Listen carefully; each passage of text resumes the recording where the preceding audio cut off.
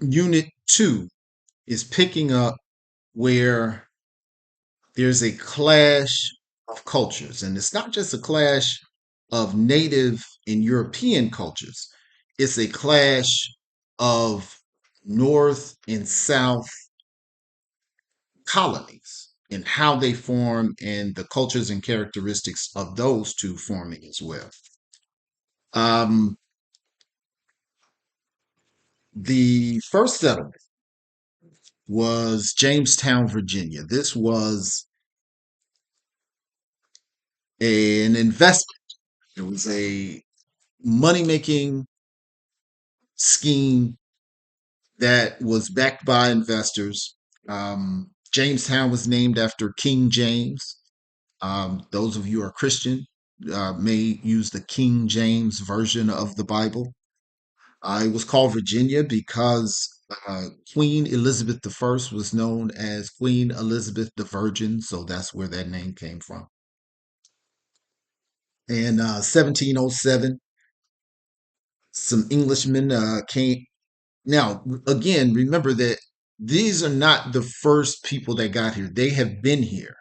This is the first time that somebody has said, okay, let's coordinate some finances so we can start making money with a coordinated effort in this new world. And they sailed up the James River, and Jamestown was a profit seeking venture backed by investors. And John Smith took command of Jamestown, and he was saying that the Europeans really thought that this was going to be easy, and they weren't prepared to put a lot of work into it. And he said that they would rather starve than work. And ultimately, they did. Many of them ate their animals, ate their horses, they ate dogs, cats, rats, literally. There was some one account of a man killing his wife and eating her. Um, they had to dig up the dead and eat them. They just really were not prepared. They didn't know the agriculture. They didn't know the ecosystems. They didn't know what they could eat, what they couldn't eat. But for the goodwill of the Native Americans, they would have starved. But even with the goodwill of the Native Americans, there was a huge sense of white supremacy. So there was always fighting in between the colonials and the natives, even though the natives had the food. This history book quickly passes over Pocahontas or her role in the establishment of Jamestown, Virginia. It was extremely significant. In fact, how they ignore it is they tell this untrue story about John Smith being saved by Pocahontas that they still keep telling, and then they say it wasn't true. I don't know why they're telling the story. But one, Pocahontas' name was Matoka. Her name wasn't Pocahontas. That was her nickname. Um, and she did marry John Rolfe when she was 16, but that's all they really mention. I think they may mention that she went to England for people to see that Native Americans could be converted to Christianity. But other than that, they say they came back to Virginia, and John Rolfe came up with this great idea of how to process tobacco, and it went crazy in Europe. And that's what finally, after years of starving in about 1622, is what really brought Jamestown around and really began tobacco plantations and the need for labor. But it was Pocahontas who had been here for, her people had been here for forever, who had been smoking tobacco for whatever, who knew how to dry and process and thereby ship it without it going bad. That really is what made Jamestown, Virginia, and thereby the South. Because once Jamestown got to be financially lucrative, they began to make other colonies. So it's a shame that again the Native American influence and impact is glossed over and just total and well misrepresented by saying that John Rolfe did it. Um, but like I said, they did not have a good start. 60% of the people who came in 1610 died. By 1616, 80% of the settlers had died. But for Pocahontas and the Native Americans, they would have starved and they never would have made money. They would not have made money. There would be no United States. So you can't tell this story properly without talking about um, Pocahontas. Um, but like I said, tobacco did save Jamestown and inspired more colonies. It set the foundation for the United States becoming an entity. In 1619, the Virginia Company established the House of Burgesses, and the Dutch sold slaves for the first time in 1619 in Jamestown, Virginia. That ship was the White Lion. It came in August of 1619. That was a full year before the Mayflower came in November of 1620. So it's funny, the Pilgrims who came in 1620 are the original settlers when Jamestown was already in place. And black folks had been here before the Pilgrims, but we learn about the Pilgrims. We don't learn about black folks being there. Um,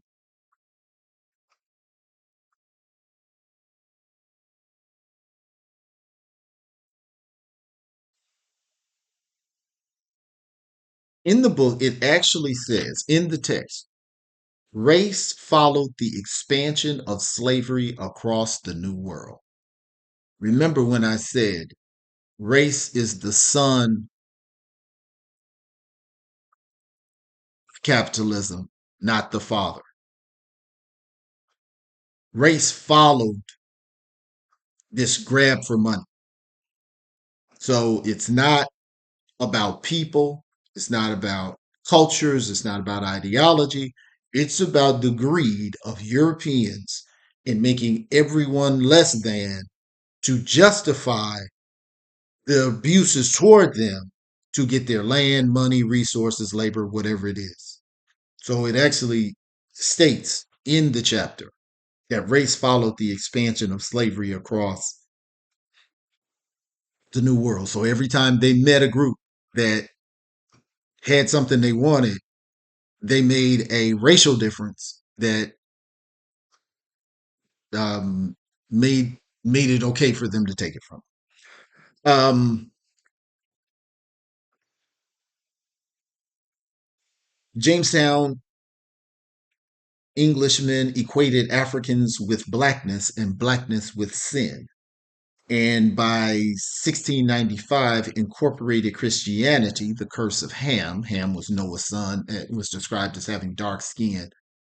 Um, and that story in the Bible is what whites used to connect perpetual enslavement. That biblical story of Ham and the black skin of the African, that was how they created this stigma of blackness that exists today, that connected black people with slavery or sin or something bad, which justified doing anything to them.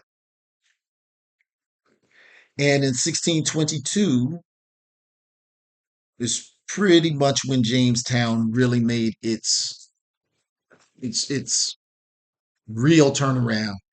And it had already begun to inspire other colonies to be set up, which came about New England, which was Massachusetts and Delaware and a few other places.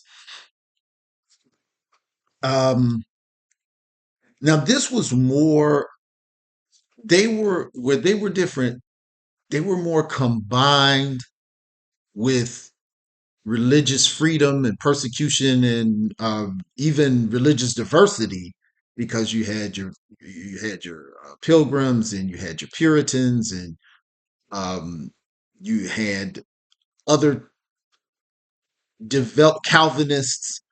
You had other denominations that was going on. So it was a lot of religious culture that was less so much in Virginia. Um, the Puritans pretty much dominated politics, religion, and culture. Um, as for slavery, the New England, if you go there now, it's about 4 or 5 months of pretty cold weather, which made plantation models not viable up there. These weren't a more moral people. These weren't people that necessarily cared for black people any better. They had black codes and black restrictions and very um, racist laws as well. They disenfranchised and oppressed black people up there, and slavery was legal in all of the colonies. But it wasn't their central focus because just they didn't have the season cycles, nor did they have the same type of land that Jamestown and the rest of the South would ultimately have. So that was a major difference. And they made their money off of supplying the provisions related to slavery. They shipped things. They insured the textiles. The when it was cotton, it was textiles. When it was tobacco, the dried goods. When it was sugar, the dried goods and preserved goods. They insured uh, shipments. They built ships. They therefore had lumber yards. They had law firms that did the legal work for these, but everybody lived off of slavery, so everyone needed and enjoyed slavery. Slavery wasn't in the north in its plantation form because of geographic realities. It is not morality. Okay, so because of that, there was a more diverse northern economy because they're dealing with all of these different peripheries around slavery as opposed to agriculture, slaves doing the work. So that's, a major difference. So when we start to look at, if we're going to look at five major differences between the two, number one, chattel slavery, inherited slavery in Virginia is not going to be found in New England. Again, not an issue of morality, it's an issue of geographic differences. Agriculture. Again, the geographic differences made agriculture more part of the southern existence than the northern existence. Um, they were less volatile with the natives. They had a degree of supremacy, but because the northern group came more with a religious doctrine, they were less, not that they weren't money hungry, but they were less money hungry and had as much desire to develop a religious state as they were there to make money and make riches. Um, Virginia started, how did Virginia set the ground for the South? It started the plantation culture. It started the stigmatism of blackness. It started white supremacy. It started violent authority.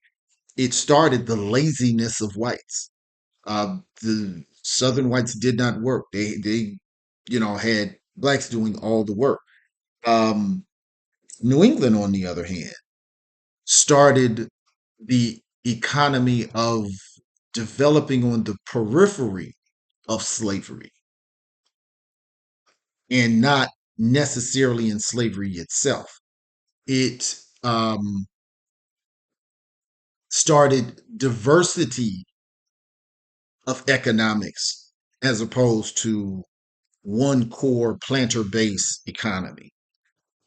Um, Why it is important to understand the roots of these regional distinctions? It's because this is where America came from, and these differences ended up clashing, which ultimately caused the Civil War. So,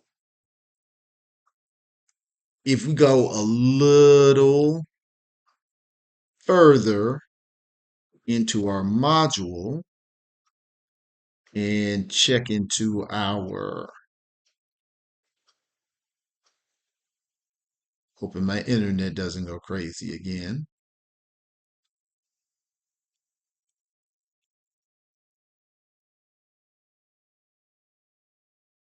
When we look at